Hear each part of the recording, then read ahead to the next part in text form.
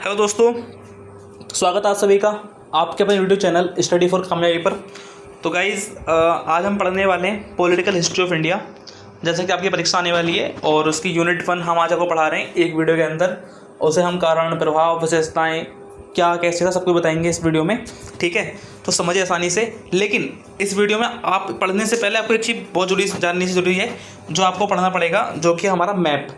आपको ना इसमें जो ब्रिटिश एम्पायर था उसको एक बार समझना पड़ेगा, ब्रिटिश एम्पायर हमारा कहाँ था और कैसे था। ठीक है, तो मैं एक बार मैप बनाऊंगा इंडिया का और आप एक बार देखिए कहाँ पर हमारा इंडिया था। ठीक है, तो इसमें देखिए आप एक बार अच्छे से देखना कि जो हमारा इंडिया था वो इस तरह से था। जो ब्रिटिश काल का था, मैं आपको जो ऐड का प्रेजेंट इंडिया है वो बना रहा हूँ। उसके बाद बनाऊँगा मैं जो अपना ब्रिटिश काल का इंडिया था। ठीक है, ये हमारा ब्रिटिश का इंडिया था और यहाँ पर जो हम करेंगे, और इधर से आता था ये, इधर का भी एरिया सारा है इधर को, लेकिन अभी इधर को इतना स्पेस नहीं बन पा रहा है तो इधर नहीं बन पाएगा। लेकिन आप समझिए, इसमें मेन एरिया था वो हम पढ़ा रहा हूँ। मेन एरिया कौन कौन सा था? जो हमारा मेन एरिया था वो हमारे इसमें इतना था कि जो हमारे पास यहाँ था, ये था हमारे पास बॉम्बे, क्या था यहाँ पर बॉम्बे। यहाँ था हमारे पास मद्रास, क्या था यहाँ पर, यहाँ था मद्रास। और ये वाला एरिया है, जो ये वाला एरिया है ये था बंगाल, क्या था बंगाल। ये तीन एरिया हमारे उस समय के प्रशासन के बहुत इंपॉर्टेंट एरिया हैं, तीनों के तीनों। कौन सा? एक बंगाल, बॉम्बे, बंगाल, बॉम्बे, बंगाल और मद्रास। ये तीन एरिया बहुत इंपॉर्टेंट है, जो आपको पढ़ने पड़ेंगे। ये है नॉर्थ वेस्ट फ्रंटियर, जो आप बाद में पढ़ेंगे। ठीक है, ये है तिब्बत, यानी कि तिब्बत वाला एरिया। ठीक है, और ये है इधर को बांग्लादेश वाला एरिया। ठीक है, ये बांग्लादेश है, ये नॉर्थ वेस्ट फ्रंटियर है। इतना एरिया है जो पाकिस्तानी पहले ब्रिटिश एम्पायर का एरिया था सारा। ये बांग्लादेश भी हमारा था, ये श्रीलंका भी सब इन्होंने अंग्रेजों को गुलाम कर रखा था, सब इन्हीं का एरिया था। ठीक है, तो अभी यहाँ पर इतना समझेंगे कि इतना हमारा एरिया था, इतना हमको पढ़ना है इस वीडियो के अंदर। ओके, अब चलते हैं वीडियो पर, जो हमारा मेन टॉपिक्स है। इसके अंदर पहला टॉपिक है हमारा प्रशासनिक संरचना, एडमिनिस्ट्रेटिव स्ट्रक्चर। तो दोस्तों, होता क्या है प्रशासनिक संरचना? इसके अंदर कुछ चीज़ें जो पढ़नी है हमको। पहला जिला प्रशासन, क्या है पहला हमारा जिला प्रशासन। कौन सा पहला हमारा? ये हमारा जिला प्रशासन है। ठीक है, इसको हम पहले पढ़ना पड़ेगा। इसमें क्या है? इसमें यह है कि जिला प्रशासन वह व्यवस्था है, ऐसी व्यवस्था है जिसमें जिले के स्तर पर, एक डिस्ट्रिक्ट के स्तर पर, ठीक है, हर एक कार्य को, प्रशासनिक कार्य को, कानूनी कार्य को, आर्थिक कार्य को सरकार के द्वारा संचालित किया जाता है। अर्थात प्रशासनिक, एक जिले के स्तर पर जब कार्य को संचालित करते हैं उसको बोलते हैं प्रशासनिक, यानी जिला प्रशासन। इसकी विशेषताएं कौन कौन सी होती हैं? एक बार समझेंगे, विशेषता समझेंगे। इसकी विशेषता क्या है इसकी? देखिए, पहली विशेषता है इसकी ब्रिटिश काल में जिला प्रशासन, क्योंकि हम पढ़ रहे हैं 1757 से लेकर 1947 तक की, 1757 से 1947 तक की। और इसी के बीच भारत क्या था? भारत गुलाम था, किसका? अंग्रेजों का। तो हम इसे पढ़ेंगे अंग्रेजों का प्रशासन। अब हमें किसी का नहीं पढ़ना, हमको पढ़ना है अंग्रेजों का प्रशासन पढ़ना है इसके अंदर। ठीक है, तो ब्रिटिश काल में जिला प्रशासन राजस्व व न्यायिक केंद्रों का, न्यायिक कार्यों का केंद्र था। जो जिला था उसके अंदर राजस्व अर्थात टैक्स लेना, टैक्स देना, क्या होता था? टैक्स लेना और टैक्स देना। ठीक है, तो देखो यहाँ पर जो ये वाला वर्ड है राजस्व, ठीक है, ये वाला वर्ड बहुत इंपॉर्टेंट वर्ड है, राजस्व और न्यायिक केंद्र, ये वाला वर्ड न्यायिक केंद्र। ठीक है, बहुत इंपॉर्टेंट वर्ड है ये वाले, राजस्व केंद्र, न्यायिक केंद्र। ठीक है, दूसरा था इसमें जो ब्रिटिश काल में था, राजस्व और न्यायिक केंद्र केंद्र था, हो गया। अगला है इसमें जिलाधिकारी ने क्या? जिलाधिकारी को कंपनी सरकार की आंख और कान कहा जाता था। जैसे कि आज के टाइम भी जिलाधिकारी बोले तो डीएम, एक डीएम ही एक जिले का मालिक होता है, जो कि एक आईएएस अधिकारी होता है। और अंग्रेजों के समय बोलते थे उसको आईसीएस अधिकारी, अर्थात इंडियन सिविल सर्विसेज। आज बोलते हैं इंडियन एडमिनिस्ट्रेटिव सर्विसेज। तो आज भी वही डीएम है, पहले वही डीएम था। और डीएम क्या है? सरकार की आंख और कान कहा जाता था। और प्रशासनिक कार्यों, कानूनी व्यवस्था और राजस्व वसूली की जिम्मेदारी जिलाधिकारी के पास होती थी। अर्थात जिले में जो प्रशासनिक कार्य होंगे, कानून व्यवस्था संभाली जाएगी, और कर वसूली, राजस्व वसूली अर्थात कर वसूली कार्य कौन संभालेगा? डीएम संभालेगा। ये था जिला प्रशासन, अर्थात जिले के स्तर पर कार्य करेगा, डीएम होगा, आंख कान होगा, और डीएम ही राजस्व संभालेगा, डीएम ही न्यायिक कार्य करेगा, डीएम प्रशासनिक कार्य करेगा, डीएम कानून व्यवस्था संभालेगा। ठीक है, इसके जो मुख्य अधिकारी होते थे, कौन मुख्य अधिकारी हैं इसके? ये वाले जितने भी हैं, सॉरी, ये वाला अधिकारी भी इंपॉर्टेंट है। ठीक है, जिलाधिकारी यानी डीएम, पुलिस अधीक्षक यानी कि एसपी, जो कि इस बोलते हैं एसीपी, जिसको बोलते हैं डीसीपी, ठीक है, और तहसीलदार और अन्य स्थानीय अधिकारी, ठीक है। नेक्स्ट है इसमें कारण, क्यों चाहिए था हमें प्रशासनिक स्तर, क्यों चाहिए था हमें, क्यों जो पड़ी जिला प्रशासन की आवश्यकता, क्यों पड़ी आवश्यकता पड़ी, इसलिए स्थानीय स्तर पर, लोकल स्तर पर कुशल नियंत्रण बनाए रखना, कुशल मतलब अच्छा नियंत्रण, ताकि कंट्रोल गवर्नमेंट का एक छोटे छोटे स्तर पर बना रहे, छोटे स्तर पर गवर्नमेंट का कंट्रोल बना रहे। दूसरा, कर वसूली को प्रभावी बनाना, अर्थात जो टैक्स कलेक्शन था गवर्नमेंट का, जो कर वसूलती है गवर्नमेंट, उसको अच्छे से वसूल सके लोगों से। तीसरा, ग्रामीण क्षेत्रों में जहाँ कोई नहीं पहुँच पाता वहाँ तक भी कानून की व्यवस्था को बनाए रखना, ठीक है। प्रभाव था एक केंद्रीकृत और शक्तिशाली नौकरशाही का उदय, अर्थात एक केंद्रीकृत अर्थात जो पूरे केंद्र के अंडर आएगी, केंद्र सेंट्रल गवर्नमेंट के अंदर आएगी, ऐसी एक नौकरशाही का उदय करना। भारतीय जनता का प्रशासन में सीमित भागीदारी, जो इंडियन गवर्नमेंट थी उसकी प्रशासन में सीमित भागीदारी, ठीक है। जन असंतोष और विद्रोह का दमन, जैसे कि 1857 के समय भारत में रिवोल्ट हुए थे, भारत में विद्रोह हुआ था, क्रांति हुई थी, उस क्रांति को दबाने के लिए स्थानीय स्तर का जो प्रशासन था उसने बहुत महत्वपूर्ण भूमिका निभाई थी, अर्थात लोकल लेवल पर भी लोगों को दबाने के लिए, उनको कुचलने के लिए, ठीक है। इसके लिए प्रशासन का उपयोग करना पड़ा इनको। नेक्स्ट प्रांतीय प्रशासन, प्रांतीय बोले तो स्टेट के लेवल पर, राज्य के स्तर पर, कहाँ, राज्य के स्तर पर। इसका मतलब क्या होता है कि प्रांतीय प्रणाली वह प्रणाली है जिसके अंतर्गत विभिन्न प्रांतों में विभाजित हर एक प्रांत को एक प्रशासकीय ढांचा तैयार किया गया, अर्थात डिफरेंट स्टेट, डिफरेंट प्रांत जो हैं, जो प्रांत हैं, राज्य हैं, उनको संभालने के लिए भी भिन्न भिन्न प्रकार के प्रशासन बनाए गए। जैसे कि आप समझो इसके अंदर 1833 का चार्टर एक्ट के बाद सत्यों को सतत विकेंद्रीकरण हुआ। विकेंद्रीकरण का अर्थ है कि केंद्र ने अपनी शक्तियां राज्यों को कुछ प्रदान कर दी, इसका मतलब होता है विकेंद्रीकरण। और अगर हो केंद्रीकरण तो केंद्रीकरण मतलब होता है कि सारी शक्तियां केंद्र ने अपनी तरफ खींच ली। केंद्रीकरण बोले तो केंद्र सरकार ने सारी पावर्स अपनी तरफ खींच ली, और विकेंद्रीकरण बोले तो केंद्र ने अपनी कुछ पावर्स राज्यों को दे दी, इसको बोलते हैं विकेंद्रीकरण, ठीक है। तो यहाँ पर केंद्र सरकार ने अपने स्टेट्स को, प्रांतों को कुछ शक्तियाँ प्रदान की। दूसरा है 1919 और 1935 के अधिनियमों ने द्वैध शासन, द्वैध बोलते हैं इसको, बोलते हैं डुअल रूल। डुअल बोले तो आधा रूल संभालेगी सेंट्रल गवर्नमेंट, आधा संभालेगी स्टेट गवर्नमेंट, तो होगा डुअल रूल। पहले था सिंगल रूल, पहले सिंगल मतलब क्या होता था, ओनली सेंट्रल गवर्नमेंट, लेकिन अब कौन है, डुअल गवर्नमेंट, अर्थात स्टेट गवर्नमेंट भी है और सेंट्रल गवर्नमेंट भी है, केंद्र सरकार भी है और राज्य सरकार भी है। जैसे हरियाणा गवर्नमेंट है वो स्टेट गवर्नमेंट है, और मोदी गवर्नमेंट है वो सेंट्रल गवर्नमेंट है, ठीक है। तीसरा इसमें है गवर्नर की अध्यक्षता में कार्यकारी परिषद होती थी। एक गवर्नर होगा, जैसे बोलते हैं राज्यपाल, राज्यपाल है, पहले उस टाइम ऐसे गवर्नर होता था, तो उसकी अध्यक्षता में एक परिषद होगी जो पूरे स्टेट को संभालेगी, ठीक है। प्रकार, अभी मैंने पढ़ाया था ना, बंगाल प्रांत, बॉम्बे प्रांत और मद्रास, ये वही है बंगाल, मद्रास और बॉम्बे, ये तीन बहुत इंपॉर्टेंट प्रांत हैं जिनको संभालने के लिए ब्रिटिश सरकार ने अपनी जी जान लगा दी, ठीक है। ये तीन वही प्रांत हैं, आपको इनको बहुत अच्छे से पढ़ना पड़ेगा। मैं को बता देता हूँ, आपको एक बार बता देता हूँ इसको कैसे था। तो देखिए ऐसे था इस तरह से, यहाँ बंगाल है, यहाँ बॉम्बे है, यहाँ कौन सा है, बंगाल, यहाँ कौन सा है, बॉम्बे, और यहाँ है मद्रास, क्या है यहाँ पर, मद्रास, ठीक है। इस तरह से था, ओके। नेक्स्ट देखो कारण क्या थे, इसको अब प्रांत में गवर्नमेंट क्यों बनाई गई, पहले बताया मैंने जिले में क्यों बनाई, अब बताएंगे सर प्रांत में गवर्नमेंट क्यों बनाई गई। इसलिए बनाई गई क्योंकि प्रशासन को अधिक व्यवस्थित और स्थानीय आवश्यकताओं के अनुकूल बनाना, अर्थात जो स्थानीय गवर्नमेंट है, जो स्थानीय प्रशासन है, उसे कंट्रोल में रखना, उसे नियंत्रण में रखना, और लोगों के प्रति और ज़्यादा सजग हो जाना, ठीक है। ब्रिटिश हितों की रक्षा हेतु प्रांतों का विभाजन, अर्थात जो ब्रिटिश के जो हित थे, ब्रिटिश में जो लोग थे उनके ज़्यादा लोड ना पड़े काम को उन पर, तो डिफरेंट स्टेट में इंडिया को उन्होंने बांट दिया। जैसे कि जब भारत आज़ाद हुआ था तो उस समय भारत में 562 रियासतें थी जिनको सरदार वल्लभ भाई पटेल ने एक साथ इकट्ठा किया था, ठीक है। तो ऐसे जो रियासतें थे ना वही प्रांत थे, ठीक है। प्रभाव, इसका इफेक्ट क्या पड़ा, भारत का इफेक्ट क्या पड़ा इसका, तो भारत इफेक्ट क्या पड़ेगा इसका कि भारतीय नेताओं को सीमित प्रशासनिक अनुभव मिला, अर्थात जो भारतीय नेता थे उनको अच्छी हिस्सेदारी, अच्छा योगदान उनका नहीं गया, उनकी जो पार्टिसिपेशन था वो हिस्सेदारी थी प्रशासन में वो ज़्यादा नहीं थी, किसकी, भारतीय नेताओं की हिस्सेदारी ज़्यादा नहीं थी। दूसरा, द्वैध शासन के कारण प्रशासनिक जटिलताएँ बढ़ी, यानी कि डुअल जो रूल बना भारत के अंदर, डुअल रूल में जो प्रशासनिक जटिलताएँ थी, अर्थात जो शक्तियों का बंटवारा था वो, उसमें थोड़ी दिक्कतें आनी प्रारंभ हो गई। जनता में असंतोष की भावना, भाई जब बताओ, जब जनता की बात मानोगे ही नहीं जनता तो गुस्सा करेगी ना, सिंपल सी बात है, ऑब्वियसली बात है कि जब जनता की बात नहीं मानी जाएगी जनता गुस्सा करेगी, जनता को यहाँ पर असंतोष प्रारंभ हो गया। तीसरा है केंद्रीय प्रशासन।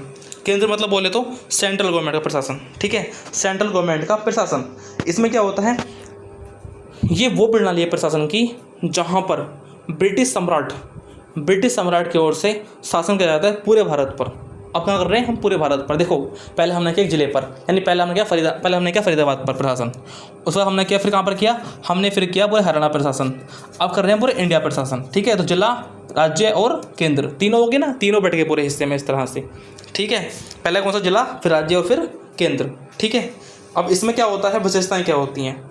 1773 का रेगुलेटिंग एक्ट, गवर्नर जनरल की नियुक्ति। आप समझो इसके अंदर एक जो बात इसके अंदर बहुत ज़रूरी है वो ये है, वो क्या है, ये है कि जो भारत का जो एरिया था, ये वाला नीचे वाला एरिया, ठीक है, यहाँ था बंगाल बताया आपको अभी, यहाँ था बॉम्बे बताया आपको अभी, और यहाँ था मद्रास, ठीक है।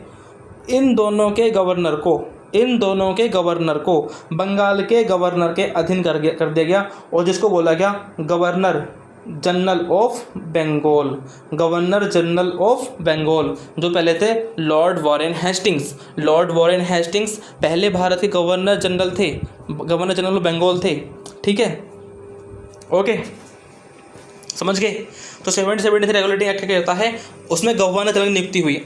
पहले गवर्नर थे ओनली, अब गवर्नर जनरल हो गए। क्यों हो गए, क्योंकि जो बॉम्बे था और मद्रास से जो गवर्नर थे ना, उनको बंगाल के गवर्नर के अधीन कर दिया गया, ठीक है।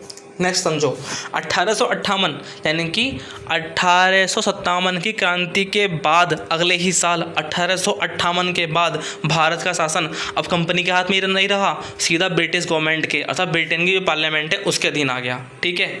और भारत में ब्रिटिश के अधिकारी डायरेक्टली इन्वॉल्व होने लगे। उसके बाद संरचना, वायसराय कौन होता है, गवर्नर का जो गवर्नर जनरल था उसका स्थान खत्म कर दिया गया। अब 1858 के बाद में गवर्नर जनरल का स्थान खत्म कर दिया गया और उसके स्थान पर वायसराय ऑफ इंडिया की नियुक्ति हुई, जो कि कौन थे, पहले थे लॉर्ड विलियम बेंटिक भारत के पहले वायसराय थे। अब आई कार्यकारी परिषद, क्या है कि कार्यकारी परिषद,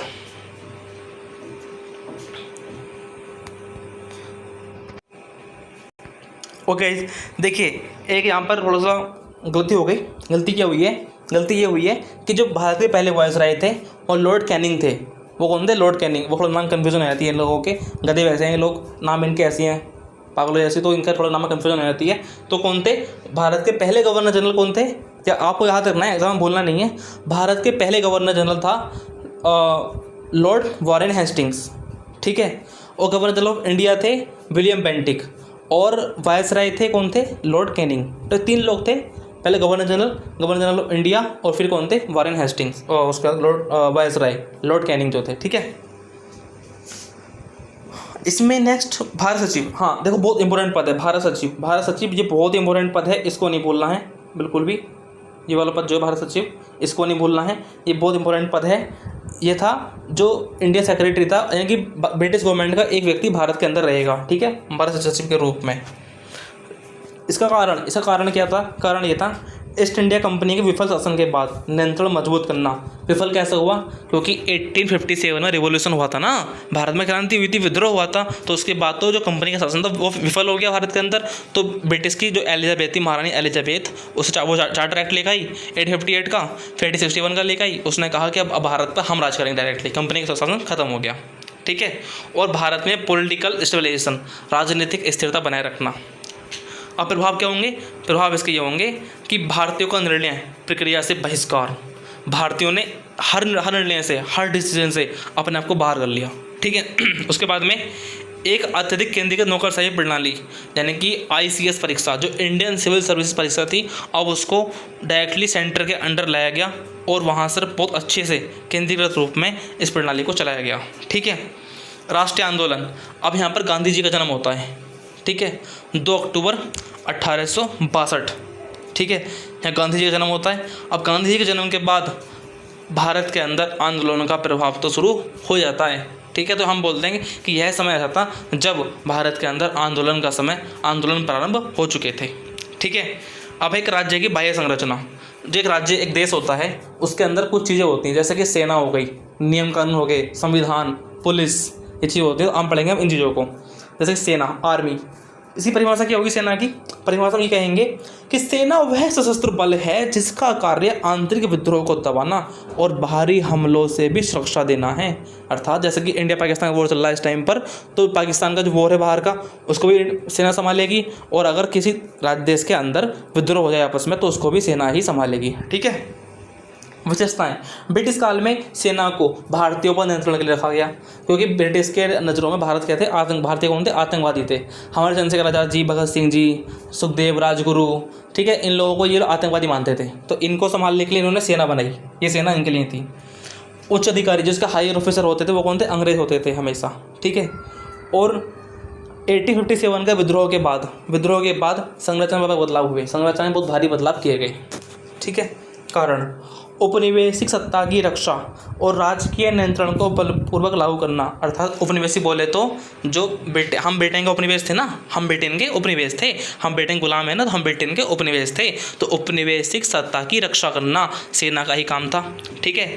और राजकीय नियंत्रण, अर्थात जो राजशाही नियंत्रण था, ब्रिटिश का जो नियंत्रण था, उसको बलपूर्वक, उसको फोर्सफुली लागू करना। जैसे कि भारत में CANRC लागू हुई, हर जो 370 जम्मू कश्मीर में हटाई गई, तो वहाँ पर पहले सेना ने जाकर सब कुछ कंट्रोल में किया, फिर गवर्नमेंट ने जल्दी हमने पास कर दिया कि 370 खत्म। ठीक है। अब प्रभाव, इसके इफेक्ट क्या होंगे? इसके इफेक्ट होंगे ये गाइस, समझते हैं कि यहाँ पर इसके इफेक्ट क्या होंगे। इफेक्ट होंगे इसके ये कि जो भारत था, अब उसमें भारतीय सैनिकों में असंतोष और विद्रोह। ठीक है। ये प्रभाव था किसका?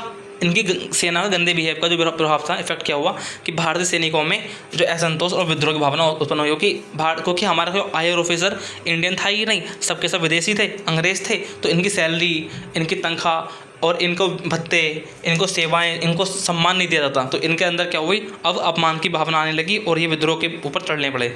ठीक है। अब है सेना में जाति और धर्म के आधार पर विभाजन। किसके आधार पर? कि सेना में जाति और धर्म के आधार विभाजन। आपको याद है मंगल पांडे की मूवी है, ठीक है, उस मूवी के अंदर एक चीज़ होती है, क्या होता है कि गाय और सूअर की चर्बी के हथियार बनाए जाते हैं, बुलेट्स बनाई जाती हैं, और जिससे कि हिंदू और मुस्लिम के बीच आपस में क्या कलेश उत्पन्न किया जाता है, लड़ाई झगड़े की भावना उत्पन्न की जाती है। ठीक है। तो ये वही है कि सेना में जाति धर्म के आधार पर विभाजन करना प्रारंभ कर दिया इन लोगों ने। नेक्स्ट हमारा टॉपिक कानून। ब्रिटिश शासन के अंतर्गत बनाए गए विधिक नियम व अधिनियम जो भारत में प्रशासन, समाज और न्याय प्रणाली को नियंत्रित करते थे। अर्थात कानून का अर्थ है कि ब्रिटिश शासन द्वारा बनाए गए ऐसे नियम जो भारत की प्रशासन व्यवस्था को नियमित करते थे, और उसको बोलते हैं कानून। ठीक है।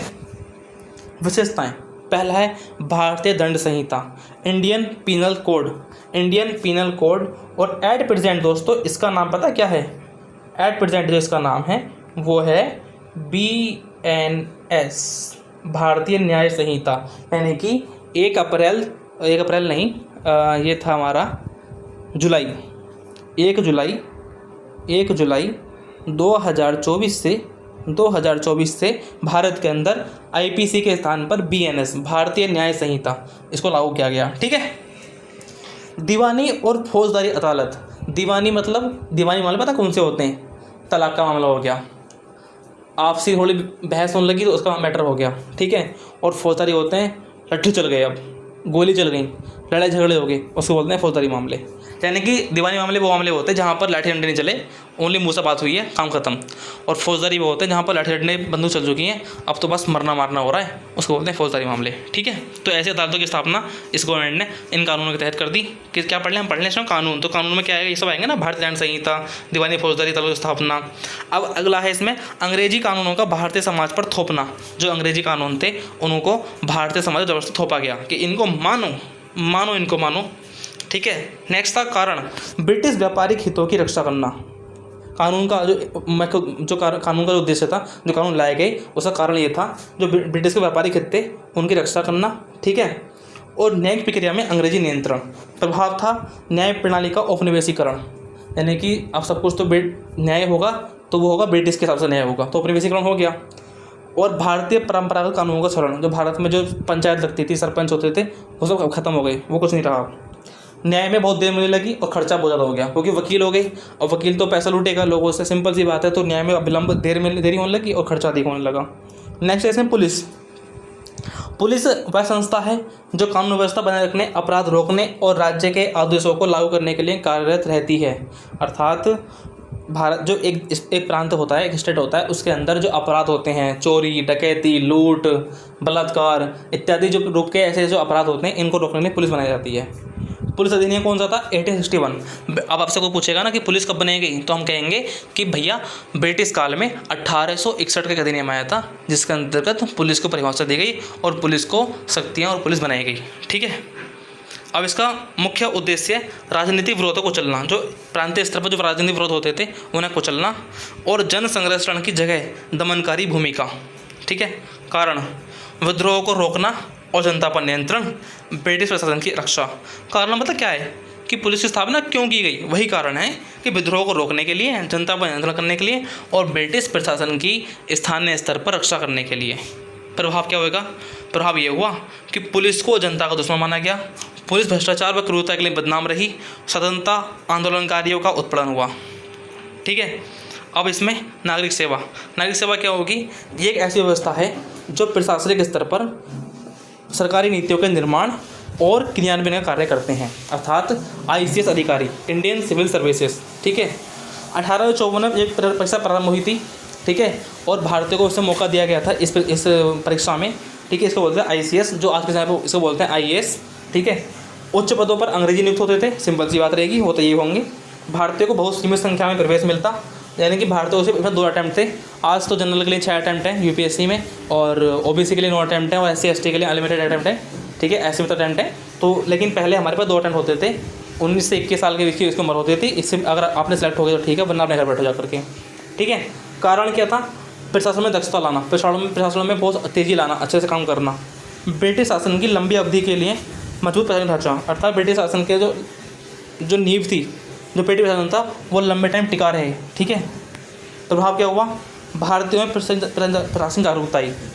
भारतीयों में प्रशासन जागरूकता आई, अर्थात जो भारतीय लोग थे अब वो समझने लगे कि एडमिनिस्ट्रेशन है क्या चीज़। ठीक है। और तीसरा था, इसमें बहुत ज़रूरी बात है, इस बात को हाईलाइट कर लेना, दिमाग के अंदर रखना, कि हमारे देश के एक कौन थे? सुभाष चंद्र बोस, जो ICS अधिकारी थे, भारत के भविष्य के नेता बने। सुभाष चंद्र बोस जी ने पहले अटेम्प्ट में, पहली बार में अपना ICS परीक्षा टॉप की थी, ICS परीक्षा टॉप की थी, और टॉप 10 में आए थे। ये पूरे ब्रिटेन में टॉप 10 में आए थे, और इनको अच्छा पद मिला था। लेकिन वो पद छोड़ करके क्या कहा? भारतीय नेता जो पॉलिटिक्स चुनी और भारतीय लोगों की सेवा की। ठीक है। तीसरा था इसमें जनता व प्रशासन में दूरी। अब देखो, जब प्रशासन ऐसा हो गया जिसमें भारतीय कोई है ही नहीं, तो सीधी सी बात है कि भारतीयों के भी और ब्रिटिश के बीच में दूरी बनने प्रारंभ हो जाएगी। तो गाइस, ये था हमारा पूरा टॉपिक जो आपको मैंने समझाया इसमें अच्छी तरीके से। अब देखो, आपकी जिम्मेदारी है इसको अच्छे से पढ़ना, वीडियो को बिना स्किप किए आराम से, बहुत ध्यान से आपको देखना है, बहुत ध्यान से पढ़ना है। जहाँ भी कोई डाउट आता है कमेंट करके पूछ लो। अगर आपको समझ नहीं आ रही हो, दोबारा वीडियो बना दूँगा इस टॉपिक पर ही, लेकिन अच्छे से समझ लेना, अच्छे से पढ़ लेना। ठीक है। ओके, मिलते हैं नेक्स्ट वीडियो में।